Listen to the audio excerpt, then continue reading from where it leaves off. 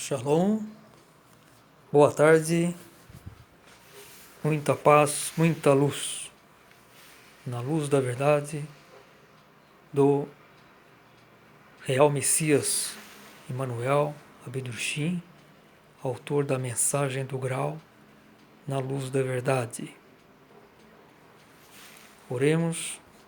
Senhor nosso Deus Pai, nós lhe pedimos, abençoe-nos com tua sagrada paz, amor e sabedoria, para que possamos, assim, vencer nossos desafios diários e servi-lo com fidelidade na tua luz da verdade. Amém. Eu sou espiritualista, Antônio César Domingues Edu. Estudo esses estudos não só também cristãos, né, porque eu venho de família cristã, católica também, mas pelo menos uns 40 anos eu já comecei a buscar conhecimentos além, né, de questões bíblicas e que na época eu não estudava quase nada, né, de Bíblia, né, e também não tinha hábito de frequentar igreja, né, enfim. Mas com 15 anos eu frequentei um seminário católico lá em Campinas, né, onde eu nasci, e aos fins de semana, né, seminário dos estigmatinos, ficava no Jardim Nova Europa, depois se transformou em hospital, né, que o prédio lá se tornou um hospital, mas e acho que ainda continua, né, mas era um seminário de estigmatinos, né, era muito agradável. Era muito jovem, eu tinha um colega de escola que me convidou, eles frequentavam lá também. E, enfim, e lá tinha os universitários, né, geralmente cursavam teologia, psicologia, áreas humanas, né? Então, sabe, é só áreas humanas, né? E, enfim, muito agradável. Tinha fim de semana, né? Depois de estudos, o pessoal estava descontraído, jogavam futebol num pequeno campo bem simplificado, né? Quer dizer, bem simplificado mesmo. Até o gol, né? Não, era menor do que de futebol de salão ainda, né? Enfim, era mais para o pessoal se movimentar, se alegrar, se descontrair, né? Tinha almoço, enfim, às vezes algumas reuniões com o padre, orações, né? Assim, uma conversa sobre o que é ser padre, enfim, quais as suas funções. Tinha um orientador, né, que era um padre que falava algumas coisas para aquelas pessoas que tinham essa intenção de ser padre, né? Não havia uma obrigação quando a pessoa, que eu soube, né, de cursar, né, uma faculdade e se tornar padre. A função é o seguinte, né? As pessoas que desejavam ser padre, ela passava a residir lá, né? Tinha suas reuniões, vamos dizer assim, teológicas, de orações, mas durante a semana focado no próprio estudo, né? Numa faculdade, porque a própria instituição pagava o curso universitário, né? Para essas pessoas. E que eu saiba, esses cursos é sempre na áreas humanas, teológica, psicologia, alguma coisa assim. Mas tinha uma formação de padre, né? Eu não sei exatamente se era um curso que é feito simultaneamente, né, com o universitário. Mas também a pessoa que se formava não tinha obrigatoriedade de seguir, né? Durante esse período de curso universitário, ela poderia se decidir ou não, né? Tipo, quando ela concluísse, se tornar um padre ou não. Então era mais ou menos assim, né? É, depois da janta, sempre o pessoal se reunia lá para assistir televisão, né? Porque geralmente esse era o divertimento das pessoas, né? Isso foi em 1977. Já tem aí quanto? 44 anos.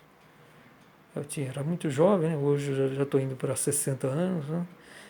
E eu sempre gostei um pouco dessa tipo de reunião, né? Pessoas buscando conhecimento e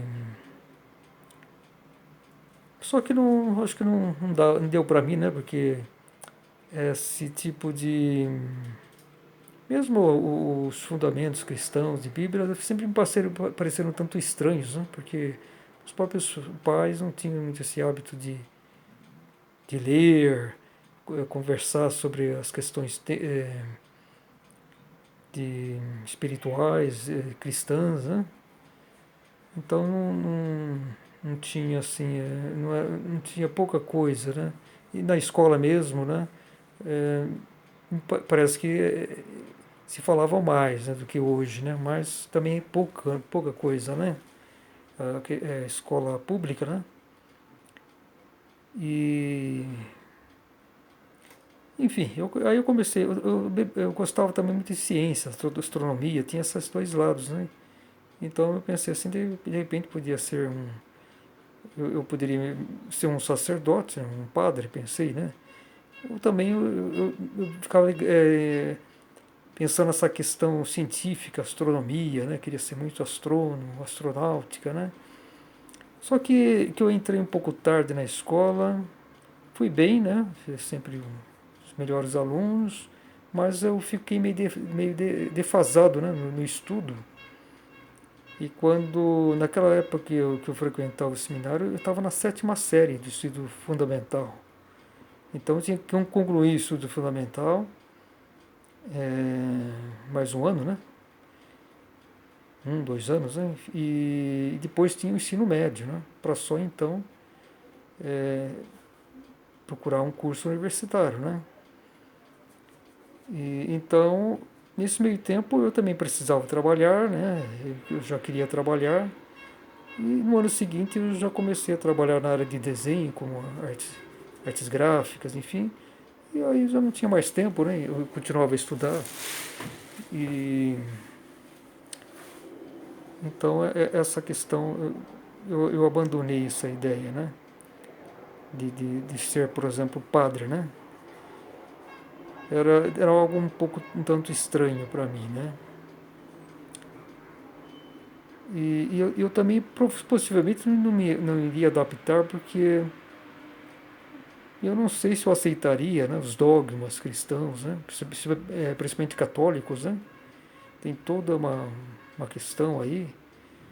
E naquela época também eu já tinha algum interesse assim de informações fora, né, da linha cristã, né, especialmente a católica, né, como por exemplo o espiritismo, esoterismo, né, e essas questões eu fiquei, principalmente em relação ao esoterismo, quando eu tinha 20 anos, eu comecei a me interessar mais, ler mais, né, e essa questão do catolicismo, então enfim, a doutrina cristã, né, da bíblica, né, eu comecei a praticamente não me interessar, né. E na verdade só hoje que eu estou assim, me informando assim, sobre o conteúdo da Bíblia, né? E através de audiolivros, né? Já escutei, eu escuto e mais de uma vez, né? Porque eu não tenho praticamente tempo para ler, né? Eu me dedico para outras coisas. Então o audiolivro funciona bem, né? Tem aquele audiolivro muito bom do Cid Moreira, né?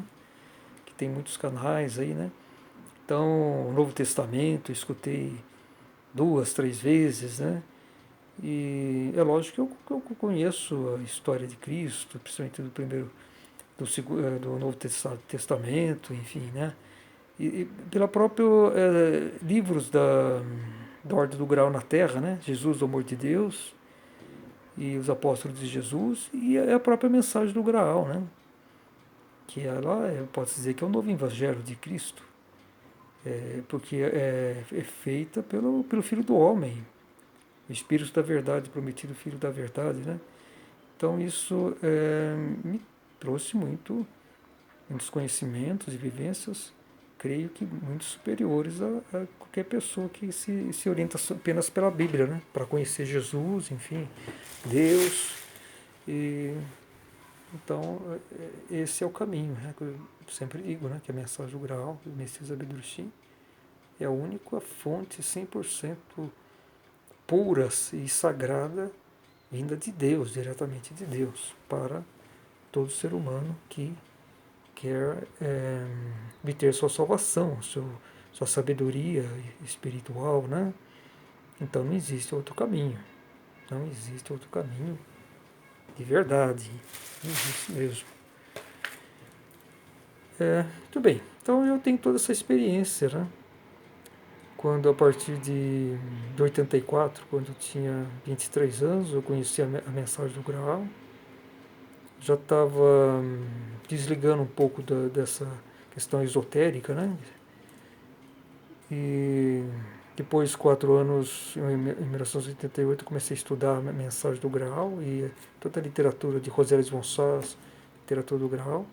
Aí percebi que era aquilo mesmo que eu desejava, né? Que os conhecimentos que eu desejava e as explicações que eu aceitei integralmente, vamos dizer assim, né?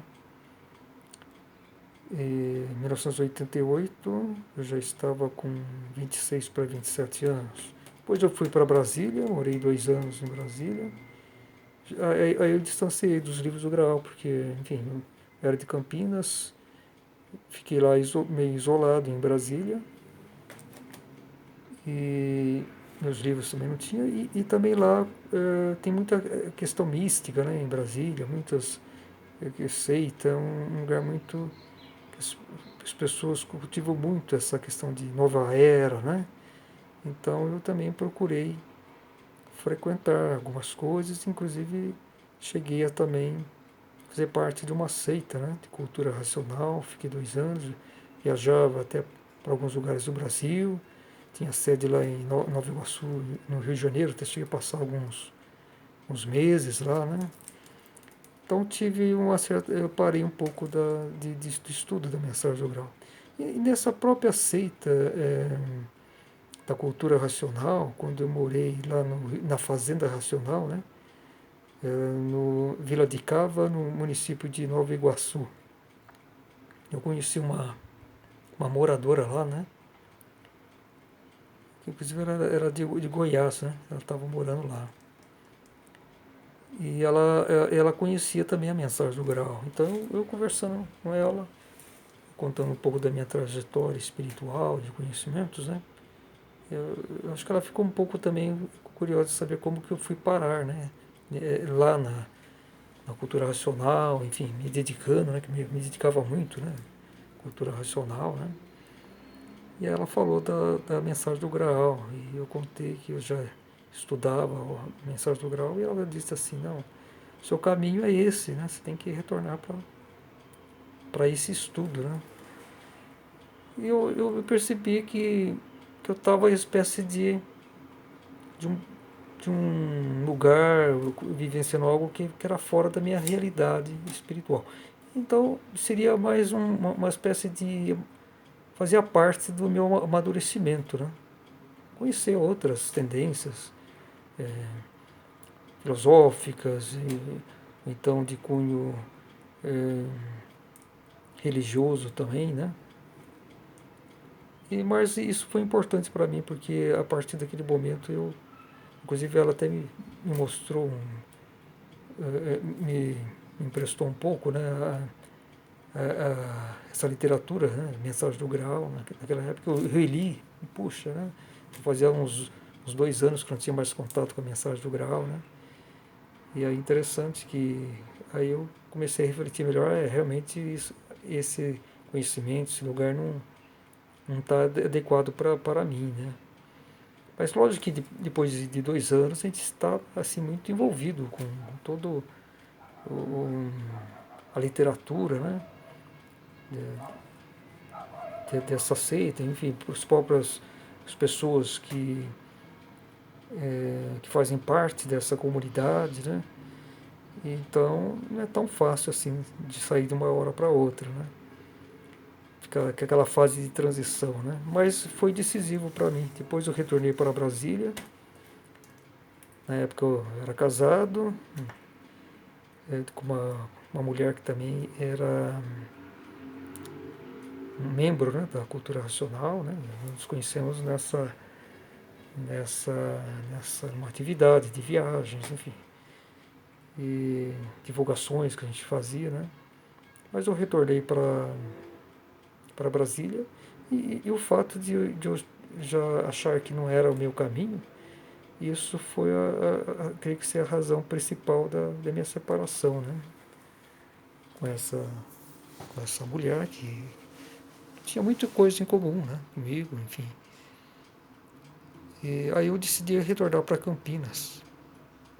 Isso foi em maio de 1991, faz há 30 anos, né? Retornei para Campinas e voltei a estudar. Meus livros estavam tudo lá, né? Na casa dos meus pais, que, que eu ainda morava, né? Residia.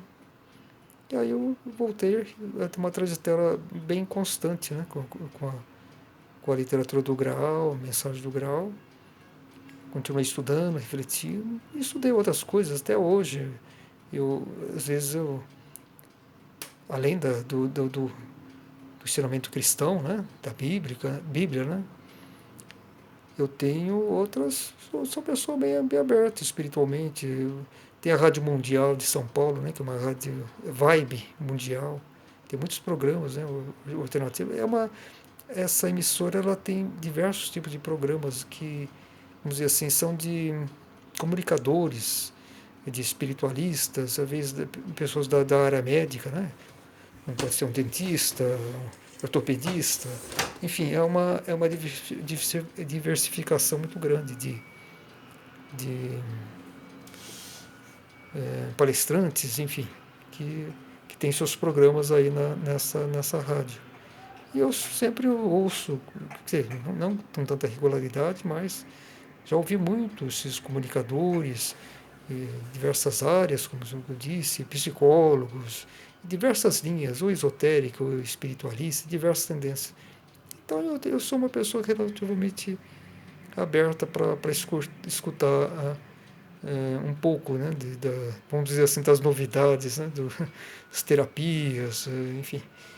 Mas o meu fundamento sempre, a partir do momento que eu retornei voltei de Brasília, né? Vim para cá novamente, Campinas, hoje estou em Jundiaí já são 18 anos, desde 2003. E essa sempre foi a minha base, assim, espiritual. Nunca saí mais, né? Então, praticamente é uma experiência que eu busco passar aqui no meu canal. Já tem 2 anos que eu estou aqui. Eu conheci em outubro de 2019, comecei a gravar alguns vídeos, né? E vou indo também, né? Basicamente o conhecimento que eu sempre procuro passar, minhas teorias, minhas visões, sempre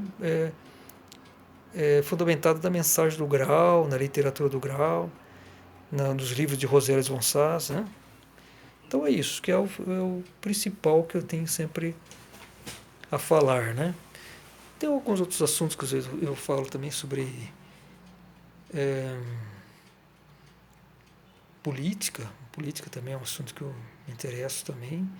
E sempre procuro dar sempre um pouco, focando um pouco o lado espiritual também, né? Espiritualista, astronomia, arqueologia, teoria dos ossos de Cristo, que eu já sempre divulgo, que acredito que estão lá num lugar chamado Calvário de Gordon, em Jerusalém, aglomerado rochoso. Caverna Direita do Calvário de Gordon. Qualquer pessoa que quiser pesquisar isso, Caverna Direita do Calvário de Gordon, né? É um aglomerado rochoso, mais ou menos de 15 metros de altura, e que lembra a formação das rochas, lembra uma caveira, né? Gigantesca, aí, de uns 15 metros de altura, né? E justamente na caverna órbita direita, né? Que seria essa aqui, né? Órbita direita, o olho direito, né? É bem bem no fundo, assim, mais assim, à direita, até em foto aparece, né? Eu até aponto, é como se fosse a pupila, vamos dizer assim, porque lembra uma caveira, mas também uma espécie de rosto humano, né? Esse aglomerado rochoso. E bem na pupila, vamos supor assim, dessa órbita, né? Tem uma pedra, alguma coisa assim, que lembra o centro do olho, né? E é justamente aí que eu acredito que está a entrada que foi fechada, que dá, que leva ao sepulcro oculto de Cristo, onde estão seus ossos. Então, aí está quem desejar, tiver curiosidade para ver isso, né? Pesquisar isso, é Calvário de Gordon, caverna direita, fundo da caverna direita do Calvário de Gordon. E, enfim, essa teoria tem sobre a questão da vida em Vênus, né? Vida humana em Vênus. A questão da teoria do Calvário de Gordon, dos ossos de Cristo, eu me baseei tanto da mensagem do Graal, como no livro Os Apóstolos de Jesus, que tem um capítulo Maria Madalena que conta uma vivência que ela teria descoberto o local onde foi guardados os ossos de Cristo. Né? Então, com base nessa narração, eu procurei pesquisar onde poderia ser, né, esse local em Jerusalém e cheguei à conclusão que é o Calvário de Gordon. Pesquisei muito em fotos, em mapas, e, enfim, históricos, atuais, e cheguei a essa conclusão. Isso foi uma teoria que eu comecei a desenvolver já tem aí quase 11 anos. E depois que eu identifiquei o local já praticamente 10 anos, comecei a divulgar, né? Sempre aprendo mais alguma coisa em outra, mas isso precisa, lógico, de uma investigação arqueológica. Tem a questão da vida em outros planetas, né? Que o Rosário Gonçalves, em O Livro do Juízo Final, ela fala sobre Vênus, que é habitado por seres humanos. Eles estão num nível de desenvolvimento quando nós éramos no início aqui das nossas encarnações aqui na Terra, que se iniciaram há 3 milhões de anos. Né? Então eu penso que são 5 etapas de desenvolvimento de uma centelha humana, espiritual, quando ela começa a se encarnar em um planeta preparado para isso. Quando elas vão se encarnar nesse planeta novo, né, que começa a receber espírito, elas encarnam pela primeira vez. Então é feito um planejamento que é padrão, vamos dizer assim, né, que isso é no universo inteiro, né, de uns 3 milhões de anos, que é o prazo para que todos os centelhas espirituais ou almas já prontas para se encarnar, começar a encarnar pela primeira vez, eles se encarnam nos corpos das crianças babais, que é uma espécie de primata preparada para receber espíritos humanos. Né? E eles são o tipo de animal mais desenvolvido que existe. Mas então nós herdamos os corpos dele. E as almas desses babéis, eles retornam para o reino enteal, né, vamos dizer assim, e não se encarna mais, enquanto aí o ser humano cumpre a sua missão. Agora, esses planetas que têm atmosfera e que são destinados para receber espíritos humanos, né, eles começam com o desenvolvimento. Né? É aquele planeta que está numa distância adequada do seu Sol, que tem atmosfera e é preparado para isso. Então é desenvolvido ah, antes a parte geológica, a flora, fauna, e, e na fauna começa a desenvolver os animais e chega a hora dos primatas, né, vamos dizer assim, e dentro dos primatas surge uma raça, né, especial, que é chamado de babais. E isso está na mensagem do Graal. E aí as almas já preparadas para isso, né, que busca a sua autoconsciência para retornar como autoconsciência e espíritos iluminados ao paraíso, então começa a encarnar na Terra. Então é sempre um prazo determinado para isso. Então o juízo final nada mais é do que a conclusão desse tempo destinado para que todos as almas, espíritos humanos alcancem a sua perfeição possível, né? E retornem conscientes ao reino espiritual. Então o planeta Vênus é um planeta novo, vamos dizer assim, que não em termos de idade geológica, que é praticamente teve um desenvolvimento certamente simultâneo com o da Terra, tanto a parte geológica como da flora e da fauna. Só a parte dos hominídeos, vamos dizer assim, que tem uma diferença. A Terra começou antes. Mas se analisarmos 3 bilhões de anos, em vista do tempo que existe um planeta, que vamos supor aí pelo menos 3 bilhões de anos, ou mais, né? Então isso é o quê? 3 bilhões de anos é 1%. 3 bilhões de anos, em vista do tempo que existe um planeta, é, o, é apenas 1%, né? Do tempo que existe. Né? Então, é, praticamente não existe essa, essa diferença entre Vênus e a Terra. Por isso que é chamado de planetas irmãos, né? Pode-se dizer assim. Né?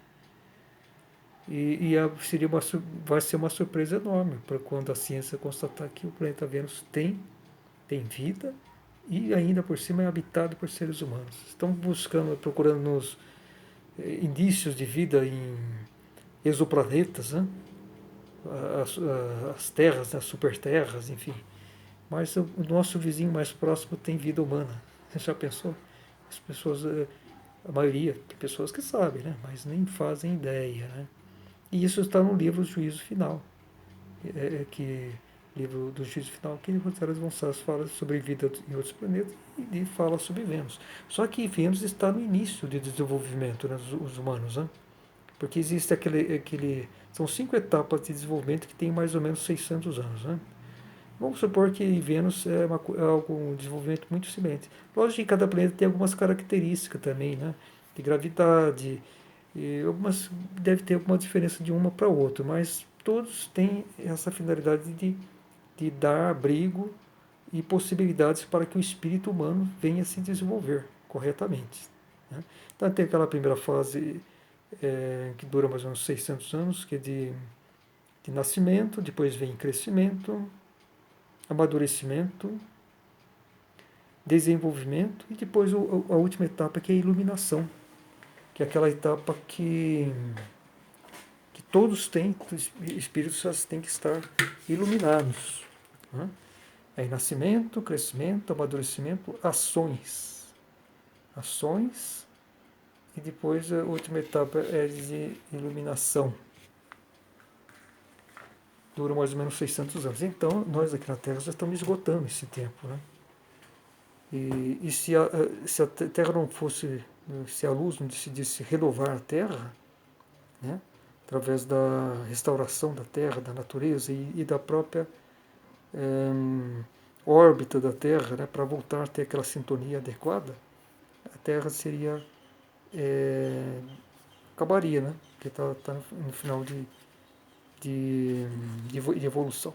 Então tem essa questão tudo que eu procuro sempre focar, né? Principalmente a mensagem do grau, mas tem todos esses temas que eu procuro. E esses temas, por exemplo, da arqueologia, focando, no caso, os ossos de Cristo, né? O corpo de Cristo que foi ocultado, né? Mas sempre eu estou focando exatamente em questões ligadas exatamente à espiritualidade, à criação e a Deus, né? E, e como a questão de astronômica, Vênus, o universo, né? Superuniverso, sempre desenvolvendo isso, né? E refletindo. Então é isso que eu procuro fazer aqui no YouTube e aproveito para falar que quem quiser se inscrever no canal, eu fico agradecido, dar seu like se gostou dos meus áudios, porque meus áudios são assim, né? Simples, o importante é ter um áudio bom e eu dar meu recado, né? Não tem nenhuma coisa muito sofisticada, nada disso, né? Essa é a minha proposta, né? E também quero falar que quem quiser desejar e puder fazer alguma colaboração, né, para o canal, enfim, como incentivo, né, para o meu trabalho, eu vou passar, a partir de hoje eu vou passar o número da minha conta aí, né? Quem fazer um depósito, qualquer valor, já eu fico agradecido, né? Vou fazer a descrição aí, a descrição do vídeo, né? Eu vou colocar os detalhes aí. Então é isso. Muita paz, muita luz. Shalom.